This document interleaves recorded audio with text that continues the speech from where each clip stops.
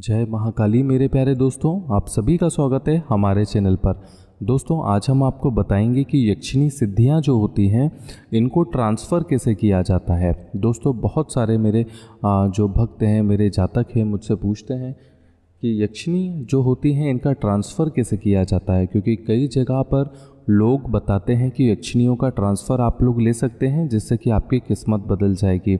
यक्षिणी हुई, परी हुई या किसी भी प्रकार की अप्सरा या यक्षिणी की सिद्धियां आप लोग ट्रांसफ़र ले सकते हैं।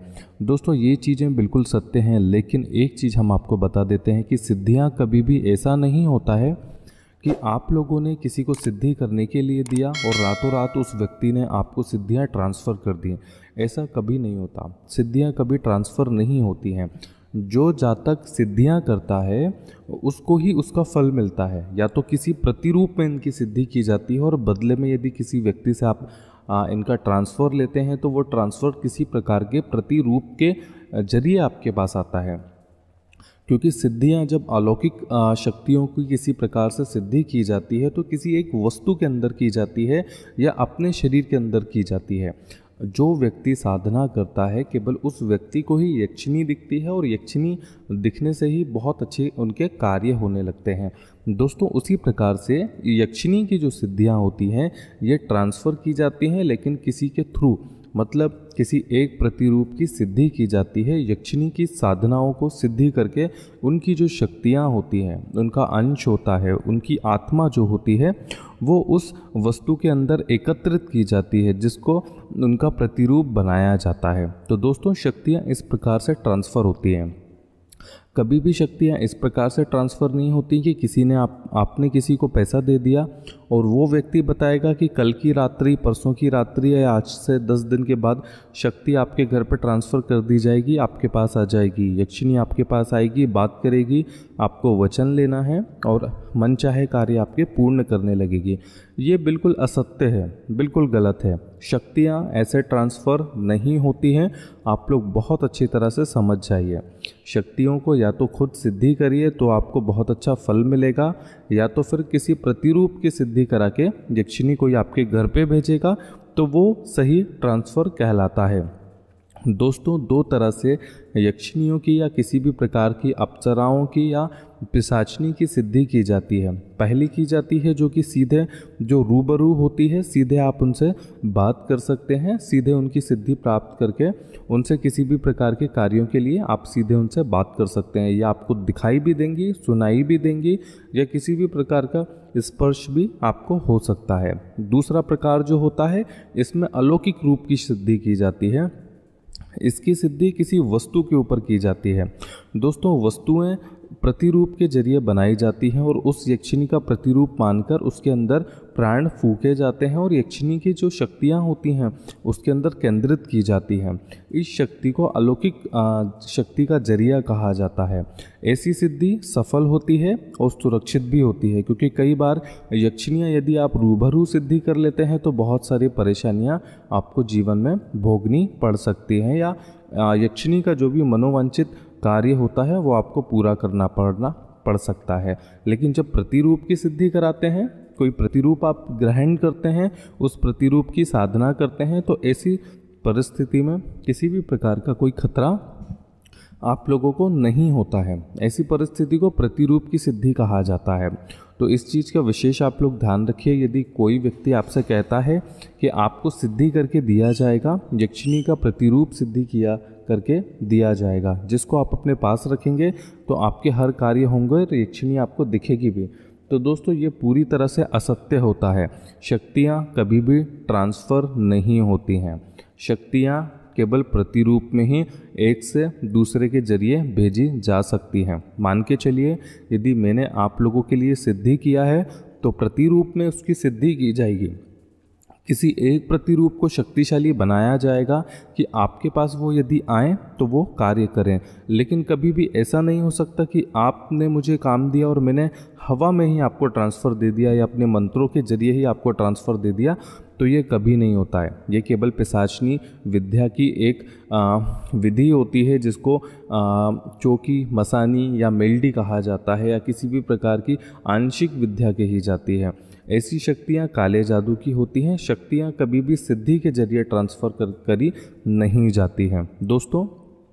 तो इस चीज़ को भी अपने मन से धारणा निकाल दीजिए कि किसी भी व्यक्ति से आप अपनी सिद्धियां करा सकते हैं, बिल्कुल करा सकते हैं। आप हमसे भी सिद्धियां करा सकते हैं, लेकिन प्रतिरूप के जरिए ही सिद्धियां आपको करके दी जाएंगी। बदले में आपको प्रतिरूप उनका भेजा जाएगा।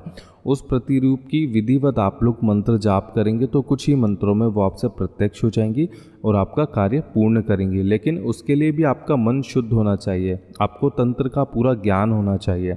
बिना ज्ञान के कोई भी चीज़ करने की ज़रूरत नहीं है।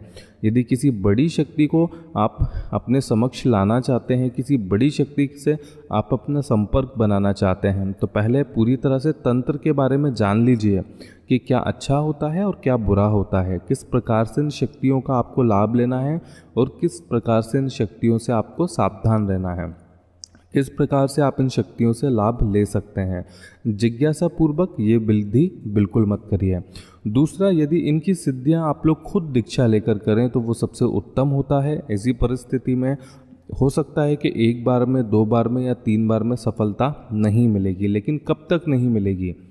सही कर्म करेंगे, अच्छी तरह से सिद्धि प्राप्त करेंगे, एक एक सीढ़ियाँ चढ़कर आप सिद्धियाँ करने की तैयारी पूरी करेंगे, फिर सिद्धि करेंगे तो ये सिद्धियाँ बहुत आसानी से आपसे सिद्ध हो सकती हैं। थोड़ा समय जरूर लगेगा, लेकिन मन को एकाग्र रखेंगे, शांत रहेंगे, समझदारी से कार्य करेंगे तो यक्षिणियाँ सिद्धि हर व्यक्ति से हो सकती हैं दोस्तों। वैसे भी आज के समय में इन शक्तियों का ज्ञान देने वाले लोग बहुत कम बचे हैं। मैंने बहुत सारी जगह पर देखा है कि मन घड़न कहानियाँ बताकर लोगों को इनकी सिद्धियाँ बता दी जाती हैं, जो कि जन्मों जन्मों तक यदि आप इसकी सिद्धियाँ करेंगे तो वो सिद्धियाँ पूरी होंगी ही नहीं, क्योंकि वो सिद्धियाँ पूरी हैं ही नहीं। यक्षिणी की जो सिद्धियाँ होती हैं ये अलग प्रकार की होती हैं, जो कि विधिवत होती हैं। इसमें केवल मंत्रों का जाप होता है, चैतन्य माला होती है, चैतन्य माला की ही सबसे बड़ी भूमिका होती है। ये केवल गुरु से ही प्राप्त आपको हो पाती है दोस्तों। चैतन्य माला ऐसी माला होती है जो 100 संस्कार के बाद बनाई जाती है। 100 संस्कार की जो माला होती है वो सुलेमानी हकीक, काले हकीक या लाल हकीक की हो सकती है, या मोती की माला हो सकती है। अब ये अलग अलग तरीके की मालाएं अलग अलग विद्याओं में सिद्धि के लिए इस्तेमाल की जाती है। जैसे परी साधना में मोती की माला का प्रयोग किया जाता है। यक्षिणी या अप्सरा साधना में आप हकीक का माला का इस्तेमाल कर सकते हैं। माला असली होना चाहिए, चैतन्य होना चाहिए, तो बहुत बड़ी भूमिका निभाती है दोस्तों। बाकी चीज़ें आपके आसपास आसानी से मिल जाती है। प्रथम, आपकी दीक्षा बहुत अच्छी होना चाहिए, तंत्र का पूरा ज्ञान आपके पास होना चाहिए, सुरक्षा चक्र या सुरक्षा घेरे की सिद्धि आप लोगों के पास होना बहुत ज़रूरी है, ताकि कोई भी शक्ति आपका कुछ भी बुरा ना कर पाए। क्योंकि यक्षिणी जब सिद्धि की जाती है तो यक्षिणी के आने से पहले कई ऐसी शक्तियाँ आती हैं, जैसे भूत, पिशाच, चुड़ैल या पिशाचिनी किसी भी प्रकार का रूप लेकर, भयानक रूप लेकर आपको नुकसान पहुंचा सकती है। कई बार ये नुकसान नहीं पहुंचाती हैं, केवल डराने के लिए ही आती हैं, ताकि आपकी जो पिशाचिनी की जो सिद्धि आप कर रहे हैं या किसी यक्षिणी की आप सिद्धि कर रहे हैं उनसे संपर्क आपका टूट जाए और वो आपकी जो साधना है वो खंडन हो उस चीज़ का। तो इसके लिए सुरक्षा चक्र, सुरक्षा घेरे या सुरक्षा मंत्र का प्रयोग किया जाता है। सुरक्षा जितनी अच्छी आपकी होगी, जितनी तीव्र होगी, उतना अच्छा आपको साधना में रिजल्ट मिलेगा दोस्तों। मन में धैर्य रख के ही इन सिद्धियों को पूरा करना चाहिए। आप हमारे चैनल पे बने रहिएगा। हमारे चैनल पर भविष्य में हम आपको एक एक विधियां बताएंगे कि किस प्रकार से आप इनकी सिद्धि पूरी कर सकते हैं। ये वीडियो केवल इसलिए बनाई गई है ताकि आप लोगों को पता चले कि यक्षिणी की जो सिद्धियां होती हैं ये कभी ट्रांसफ़र नहीं होती हैं बिना कुछ दिए दोस्तों। इसके लिए चैतन्य माला दी जाती है और प्रतिरूप की सिद्धि दी जाती है। ये प्रतिरूप बहुत खूबसूरत होते हैं। हमने जो फ़ोटो डाल के रखा है आप देख सकते हैं कि इस प्रकार के प्रतिरूप इनसे बनाए जाते हैं दोस्तों। इनका प्रतिरूप भी बहुत गुप्त चीज़ों से बनाया जाता है।